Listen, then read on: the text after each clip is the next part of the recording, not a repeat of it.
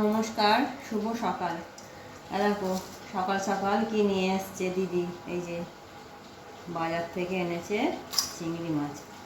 চিংড়ি মাছের সাইজগুলো ভালোই বড় বড় আছে। এই যে দেখো, মাছগুলো আমি বেছে নেবো।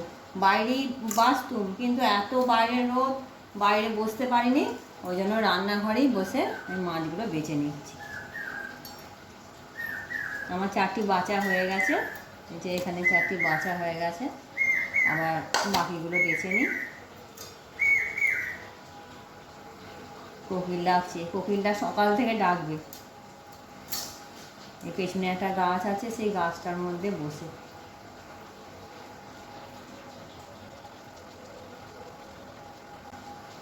মাছটা বাছা হলো আমার।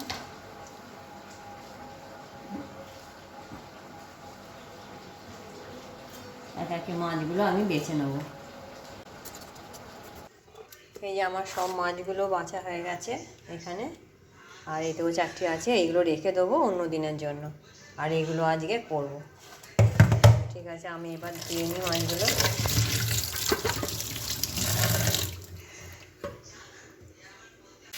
আজকে রান্না হচ্ছে পুঁই শাকের চচ্চড়ি।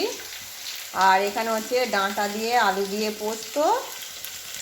এই যে আলুগুলো একটু ভেজে নিচ্ছি, এখানে নুন দিয়ে ভেজে নেবো। আর এখানে হবে কোকোর খাবার।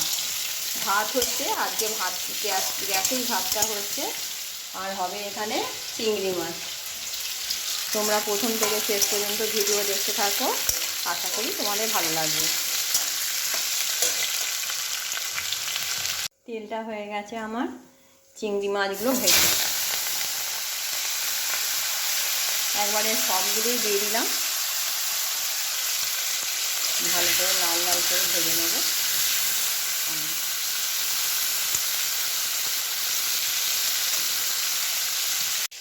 চিংড়ি মাছগুলো ভাজা হয়ে গেছে।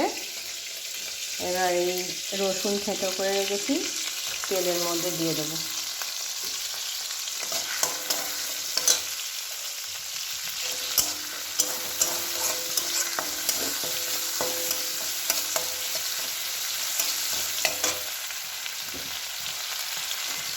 পেঁয়াজ কুচিগুলো দিয়ে দেবো।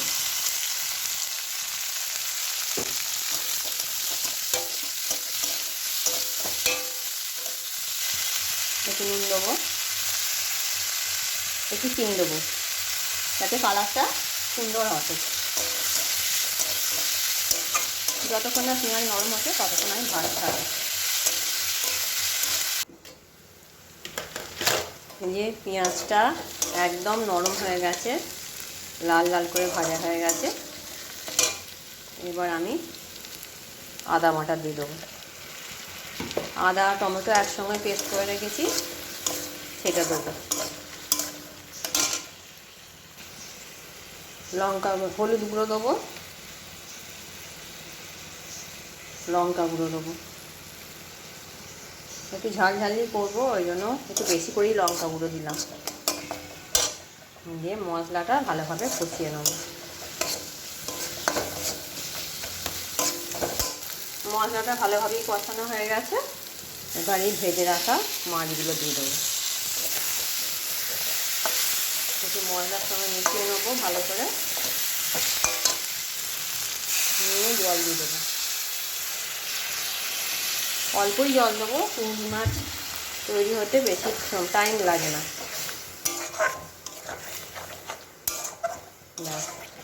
এবার জলটা পুরো শুকিয়ে গেলে গায়ে লাগা লাগা করবো, ওটা হয়ে যাবে। এই যে চিংড়ি মাছটা আমার হয়ে গেছে, সুন্দর করে করেছি, হয়ে গেছে রেডি। চাপা দিয়ে রেখে দিই।